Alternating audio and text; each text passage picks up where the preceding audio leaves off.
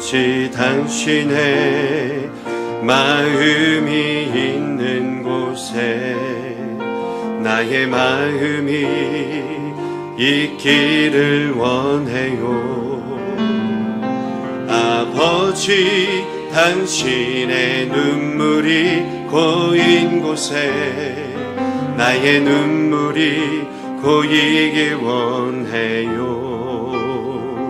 아버지 당신이 바라보는 영혼에게 나의 두 눈이 향하길 원해요. 아버지 당신이 울고 있는 어두운 땅에 나의 두 발이 향하기 원해요. 나의 마음이 아버지의 마음 알아. 내 모든 뜻 아버지의 뜻이 될 수 있기를 나의 온 몸이 아버지의 마음 알아. 내 모든 삶 당신의 삶 되기를 나의 마음이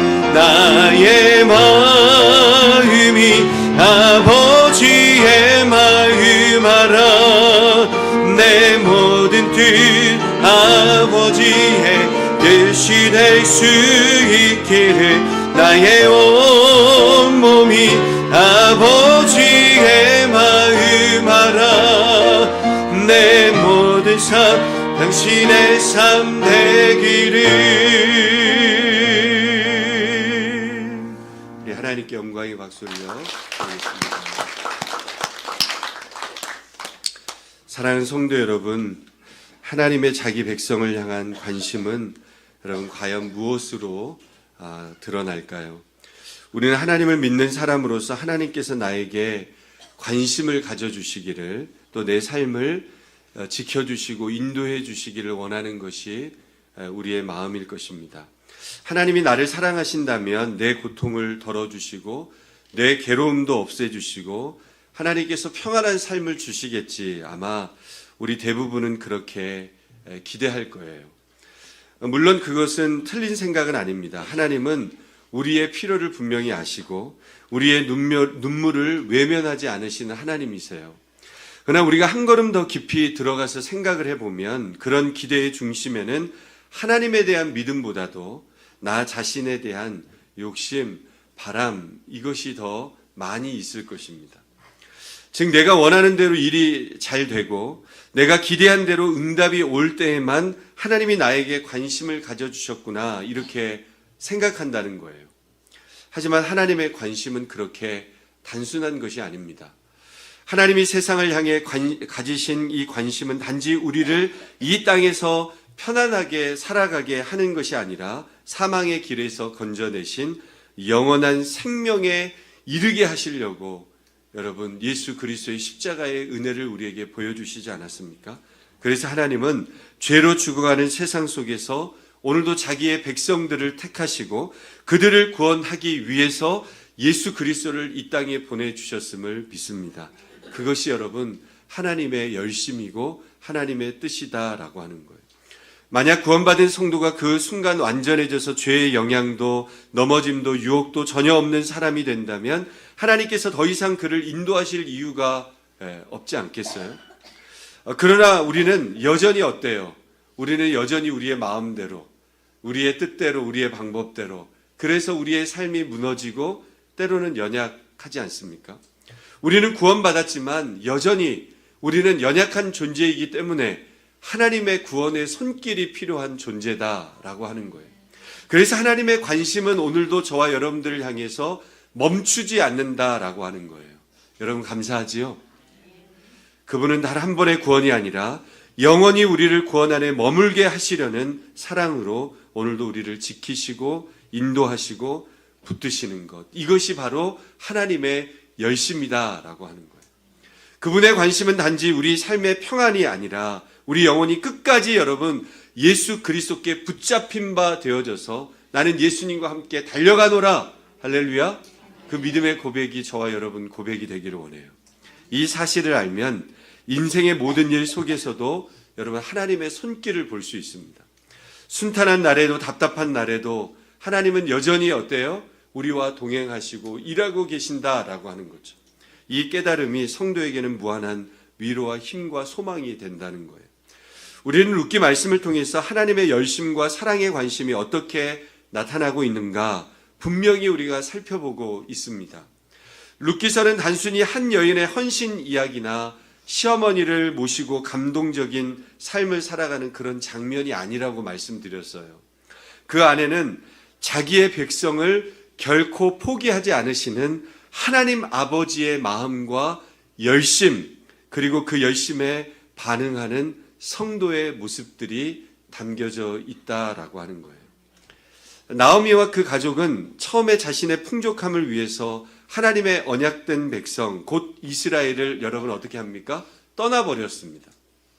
그들의 결정은 여러분 그냥 단순한 이주가 아니었어요. 하나님의 언약에서 벗어난 그런 결과였어요. 사건이었습니다. 흉년이 들었을 때 어떻게 해야 됩니까? 더 하나님을 의지하고 하나님께서 주신 약속의 땅을 기대하면서 믿음으로 나아가야 되는데 하나님을 의지하기보다도 더 나은 삶, 더 편한 길을 찾아서 여러분 어느 땅으로 내려갑니까? 모압 땅으로 가지 않습니까? 그들은 조금 힘들어도 내가 하나님의 백성으로 남겠다 이것이 아니라 조금이라도 풍족하려면 언약에서 끊어지는 것도 괜찮다 이것을 선택했다는 거예요. 그러나 하나님은 그럼에도 불구하고 그들을 붙드십니까? 안 붙드십니까? 그럼에도 불구하고 그들을 버려두지 않으셨다는 거예요. 하나님은 자기 백성을 다시 언약 안으로 돌아오게 하기 위해서 하나님께서 오늘도 여전히 일하고 계심을 믿으시기를 바랍니다. 그분의 관심은 여러분 우리가 풍족하게 사는 것이 아니라 우리를 다시 하여금 약속의 자리로 언약의 관계로 돌아오게 하시는 것이 하나님 아버지의 열심이고 마음이라는 거예요. 근데 여러분 문제는 이것입니다. 그렇게 풍족함을 위해 언약을 떠난 사람들을 어떻게 다시 돌아오게 할 수 있을까? 여러분 단순히 말로 설득한다고 여러분 되어지는 것입니까? 여러분도 아시겠지만 풍족함을 향한 인간의 욕망은 끝이 있습니까? 없습니까? 끝이 없어요. 좋은 집을 사도 더 좋은 집으로 가고 싶은 게 한 50평으로 갔는데 또 딴 집 가보니까 70평에 살아. 그러니까 여러분 욕심이 나요, 안 나요? 우리 집은 굉장히 좁은 것 같고 막 그런 마음들이 드는 거예요. 인간의 욕심은 끝이 없어요. 이미 마음이 세상적인 풍족함으로 가득 찬 사람에게 하나님께로 돌아오십시오 이러면 여러분 돌아옵니까? 안 돌아옵니까? 그 말이 별로 들리지 않는다는 거예요. 여러분 목사의 설교 한두 마디로 여러분 그 욕심이 무너지는 일이 여러분 흔하지 않는다는 거예요. 그래서 하나님은 때로는 어떻게 하십니까? 우리를 실패하게 하셔요. 실패하면 좋습니까? 실패하면 안 좋잖아요.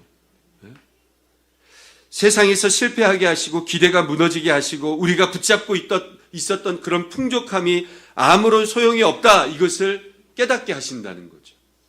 그 이유는 여러분 단 한 가지입니다. 그 실패를 통해서라도 우리를 다시 하여금 예수 그리스도께로 돌아오게 하시려는 것, 이것이 바로 하나님의 열심이고 이것이 바로 하나님의 사랑의 관심이다라고 하는 거예요. 나오미와 룻이 바로 그 은혜를 경험했다는 것이죠. 그들은 실패 속에서 하나님의 손길을 보았습니다.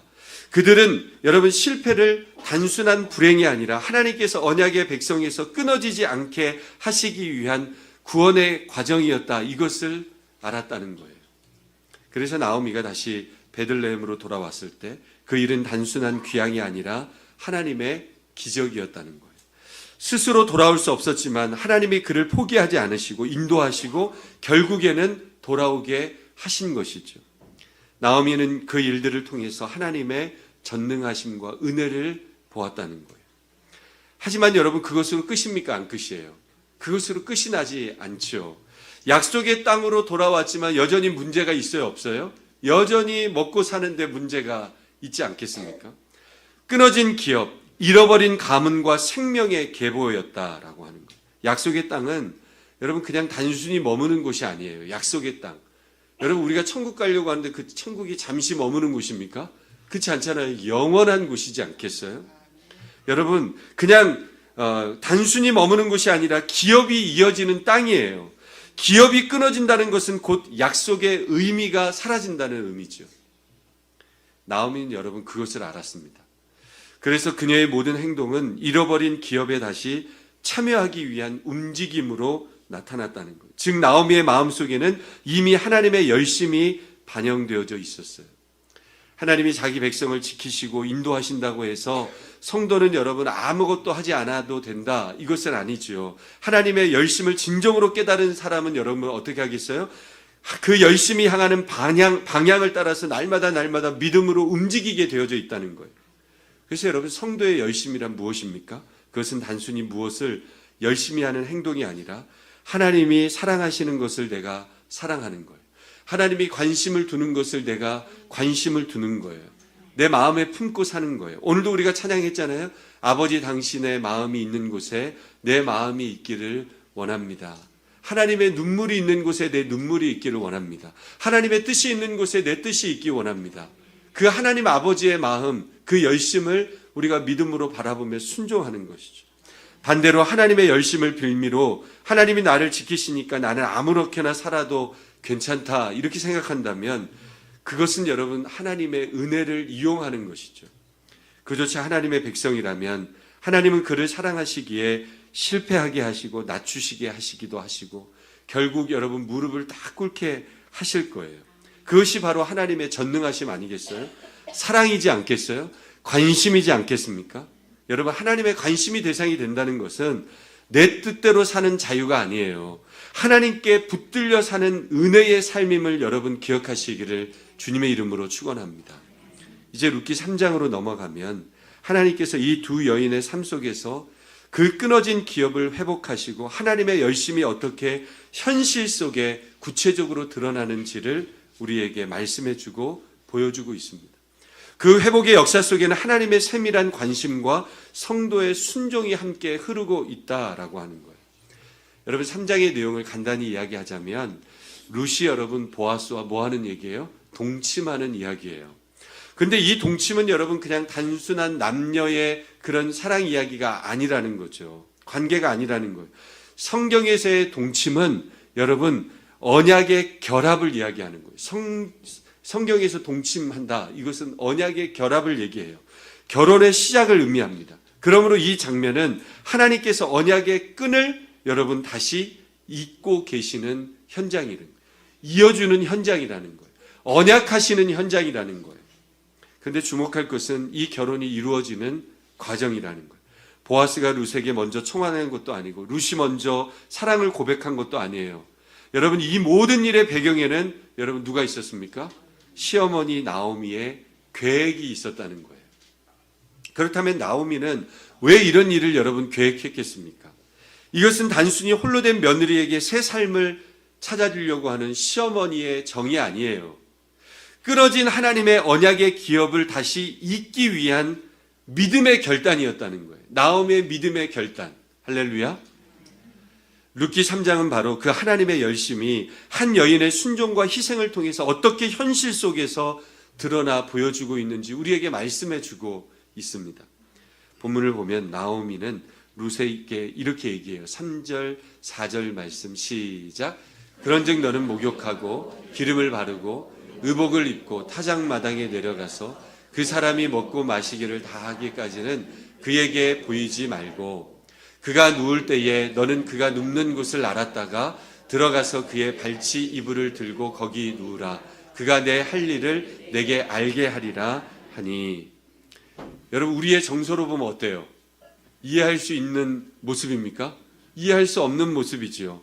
시어머니가 며느리에게 이런 일을 시킨다는 것 이해할 수 있습니까? 그리고 며느리가 그것에 순종하는 것 우리의 여러분 윤리와 도덕으로는 납득하기 굉장히 어려운 장면이죠. 그러나 여기서 우리가 중요한 진리를 여러분 붙잡아야 되는데 성경은 인간의 윤리나 도덕을 기준으로 삼는 책이 아니다 그 말이에요. 하나님의 말씀은 시대의 정서와 문화와 모든 것들을 초월한 진리를 담고 있다는 거예요. 우리의 도덕과 윤리는 시대에 따라, 나라에 따라, 심지어 개인의 가치관에 따라서도 여러분 다 달라지지 않습니까? 근데 여러분 어때요? 하나님의 말씀은 결코 변화되어짐이 없다. 변하지 않는다는 거죠. 그래서 우리는 성경을 읽을 때, 여러분 성경을 읽을 때마다 하나님의 마음, 이것을 기준으로 성경을 보아야 된다라고 하는 거예요. 성경 속에는 룻과 비슷한 여인이 기록이 되어져 있죠. 창세기 38장에 나오는 다말입니다. 다말은 유다의 며느리였지만 유다가 약속했던 아들을 주지 않자 자기 가문의 혈통이 여러분 끊어질 위기에 처해 있지 않았습니까? 그때 다말은 창녀로 여러분 변하여 가지고, 그리고 시아버지 유다와 동침해요. 이 역시 세상의 눈으로 보면 여러분 어때요? 굉장히 부끄러운 일이고 말도 되지 않는 일이고 비상식적이고 비윤리적인 행동이에요. 그러나 하나님은 그 다말을 통해서 어떻게 합니까? 유다 가문의 혈통이 이어지게 하셨다는 거예요. 다말이 낳은 아들이 바로 베레스입니다. 그 베레스의 후손이 여러분 누굽니까? 보아스이지요. 그 보아스의 후손이 누구입니까? 다윗입니다. 그리고 다윗의 후손으로 예수 그리스도께서 이 땅에 오셨다라고 하는 거예요. 여러분 굉장히 놀랍지 않습니까? 하나님은 인간의 수치를 부르는 그 자리 속에서도 여러분 구속의 은혜를 우리에게 허락해 주심을 믿습니다. 우리가 과거 속에서 어떤 모습과 어떤 수치 속에서 어떤 아픔 속에서 우리가 살았다 할지라도 하나님께서는 여전히 우리를 구속의 자리로 부르셨다는 것. 여러분 그러기 때문에 과거를 통하여서 하나님께서 우리를 깨닫게 하신 것이 있다면 주님 앞에 감사하시고, 여러분 과거는 다 지나갔으니 보라 새 것이 되어졌도다. 모든 수치도 끊어버리게 하시고 예수 그리스도의 부르신 그 구속의 자리 속에 우리를 놓게 하신 것, 여러분 감사하실 수 있기를 바랍니다. 룻기서를 자세히 보면 믿음의 주체는 오히려 룻보다 나오미입니다. 룻은 시어머니의 말씀을 어떻게 했을 뿐이에요? 순종했을 뿐이에요. 하지만 하나님은 그 믿음의 결과를 룻의 이름으로 남기셨다는 거예요. 여러분 나오미서가 아니라 여러분 뭐예요? 룻기서예요. 그것은 바로 룻의 희생이 하나님의 은혜를 드러냈다는 거예요. 룻이 순종하고 낮아졌을 때 그 희생을 통해서 나오미가 회복되어졌고 죽은 자의 가문이 살아났다는 거예요. 하나님은 언제나 낮은 자를 통해서 일하심을 여러분 믿으시기를 바랍니다. 순종의 자리에 서 있는 사람을 통해서 하나님께서는 구속의 역사를 이어가신다 그 말이에요. 여러분 오늘도 저와 여러분들을 우리 가정 속에 교회 속에 낮은 자로 두신 것이 다 이유가 있어요. 우리도 여러분 막 신경질 내는 대로 신경질 내고 싶고 화나는 대로 다 말하고 싶지만 그러면 여러분 구속의 은혜를 이루지 못한다는 거예요. 보아스는 룻이 발치에 누워있는 것을 보면서 놀라서 물어요. 너가 누구냐? 그때 룻이 대답합니다. 9절 말씀 우리 함께 읽어봅니다. 시작. 이르되 내가 누구냐 하니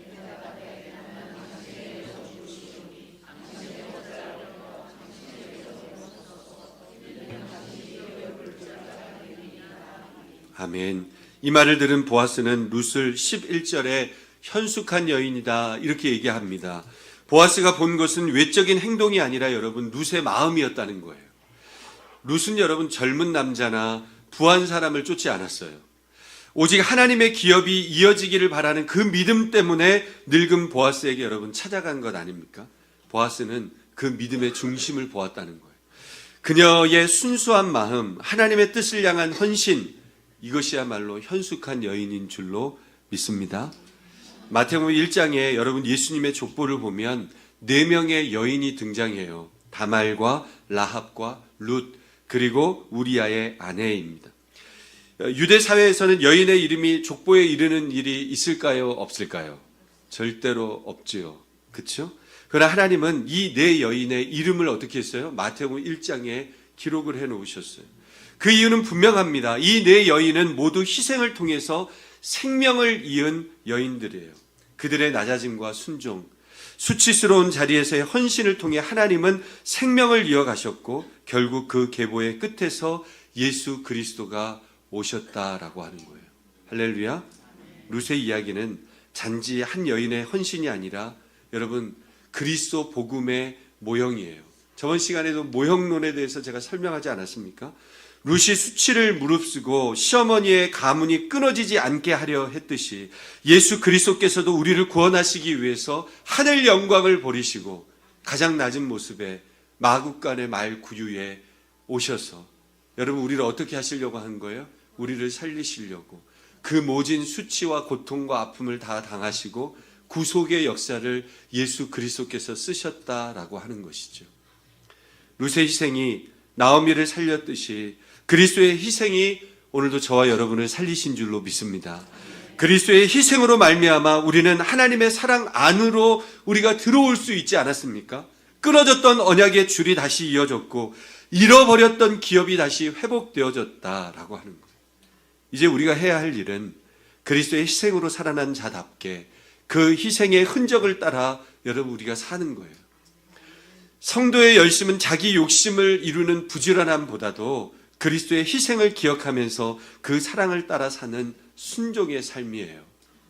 하나님은 오늘도 우리를 그 희생의 길로 부르신 줄로 믿습니다. 때로는 실패함으로, 때로는 낮아짐으로 우리의 모든 뜻을 꺾으시고 우리 안에 현숙한 성도로서의 믿음을 세워가신다는 거예요. 그것이 바로 하나님의 열심, 우리 안에 멈추지 않는 하나님의 사랑의 관심이라는 거예요. 할렐루야. 사랑하는 성도 여러분, 오늘 이 말씀 앞에서 우리가 이렇게 고백하길 원해요. 주님, 저도 룻처럼 살겠습니다. 나의 이름이 아니라 주님의 이름이 이어지는 삶을 살아가게 도와주십시오. 나의 영광이 아니라 주님의 기업이 끊어지지 않는 그런 믿음의 삶을 살아가게 해주십시오. 나의 유익이 아니라 주님의 구속의 일을 이루는데 도구로 쓰임받는 삶이 되게 해 주십시오. 하나님은 오늘도 우리 각자의 인생 속에서 룻의 희생을 닮은 순종의 자리로 우리를 부르셨다는 거예요. 그 자리가 여러분 때로는 낮아요. 그렇지 않습니까? 하나님 앞에 낮추면 하나님 반드시 세우시는 날이 있다라는 거예요. 여러분 눈물겨울 때가 있다라는 거예요. 이해되지 않아도 나의 하나님이라고 고백하는 거예요. 그 길의 끝에는 반드시 하나님의 구속의 열매가 있기 때문입니다. 근데 그 순종의 자리가 어디입니까? 바로 우리 교회와 우리 가정이라는 거예요. 하나님은 멀리 있는 순종을 원하는 것이 아니라 지금 내 곁에 있는 사람을 향한 사랑과 헌신 속에서 그분의 뜻을 이루어가기 원하신다. 여러분 한 교회에 늘 예배 때마다 맨 앞자리에서 조용히 눈을 감고 기도하는 한 어머니가 있습니다. 그녀는 언제나 다른 사람을 위해서 기도했고 자신의 기도 제목은 거의 말하지 않았어요. 어느 날 그 어머니가 병으로 쓰러졌을 때 교회는 너무너무 깜짝 놀라게 된 거예요. 평소에 조용하던 그분이 교회를 위해서 얼마나 헌신했는지 누구도 몰랐다는 거죠. 성도들이 가정을 방문했습니다. 거기에는 찢어진 성경책과 가족 이름이 빼곡히 적힌 기도 노트가 있었어요. 그 노트 맨 마지막 장에는 이렇게 적혀 있었습니다. 주님, 제 자녀들이 이 교회를 좀 사랑하게 해 주십시오. 제가 사라져도 주님 사랑하는 마음은 남게 해 주십시오. 그 어머니의 조용한 헌신은 한 가정을 지키게 되어졌고 교회를 세웠습니다. 사람이 보기에 작은 순종이었지만 하나님은 그 순종을 통해 가지고 영적인 대를 끊임없이 이어간다라고 하는 거예요. 여러분 룻이 자신의 인생을 던져서 시어머니의 가문을 살린 것처럼 우리의 작은 헌신도 가정을 살리고 교회를 세우는 줄로 믿으시기를 바랍니다. 그래서 여러분 교회를 보면 어머니들의 기도가 여러분 얼마나 많이 있는지 몰라요. 어머니들의 기도. 우리 교회를 위해서도 기도하는 영혼들이 많이 있을까요? 없을까요? 우리 교회를 위해서도 기도하는 영혼들이 참 많이 있습니다. 새벽에도 여러분 깨어서 하나님 앞에 믿음으로 나아가는 우리 지체들이 있습니다. 빗소금 기도에도 여러분 함께 깨어서 하나님 앞에 부르짖고 간구하는 그 간절한 마음들이 여러분 있습니다. 그 간절한 마음들이 모여서 하나님의 구속의 역사가 이 사과나무 교회를 통하여서 이루어진다는 사실을 여러분 절대로 놓치지 않기를 원합니다. 남편이 아내에게, 아내가 남편에게, 부모가 자녀에게, 자녀가 부모에게 순종하고 이해하려고 할 때 여러분 가정 안에서도 보면 이해되지 않는 일들이 얼마나 많아요. 자기들 다 욕심 가지고 이야기하고 행동하고 남편도 그러고 아내도 그러고. 근데 남편들이 더 그런 것 같아. 아내보다는. 그렇지 않습니까? 그럴 때 여러분 하나님의 구속의 은혜가 흘러가는 거예요. 교회 안에서도 여러분 마찬가지입니다. 누군가가 찬양팀을 하고 누군가가 찬양대 자리에서 누군가는 주방에서 누군가 이름 없이 하나님 앞에 기도하면서 섬기면서 여러분 그러면 그 헌신이 여러분 교회를 살리는 능력이에요. 우리 교회를 여러분 35년 5주년 동안 이렇게 지켜주신 은혜가 분명히 있지 않습니까? 때로는 어려워가지고 교회가 없어지려고 할 때도 있었어요. 근데 다시 살아났잖아요. 하나님 앞에 헌신하고 기도하는 그 마음과 열정이 있었지 않겠어요? 룻의 희생은 내가 없어도 좋다 이거예요. 내가 없어도 좋다. 하나님만 이루어지고 하나님의 뜻만 이루어지면 된다. 이것이 룻의 희생이고 고백 아닙니까? 오늘도 여러분 우리 모두가 이렇게 고백해야 합니다. 주님, 내가 칭찬받지 않아도 좋습니다. 나의 순종과 헌신으로 교회가 서고 가정이 믿음 안에서 세워진다면 그것으로 충분합니다. 사랑하는 성도 여러분, 하나님은 여러분의 헌신을 결코 잊지 않으십니다. 조용히 눈물로 기도하는 그 자리, 가정에서 이해하며 참고 기다리는 그 자리, 교회에서 이름 없이 봉사하는 그 자리를 통해 하나님은 오늘도 구속의 역사를 이어가십니다.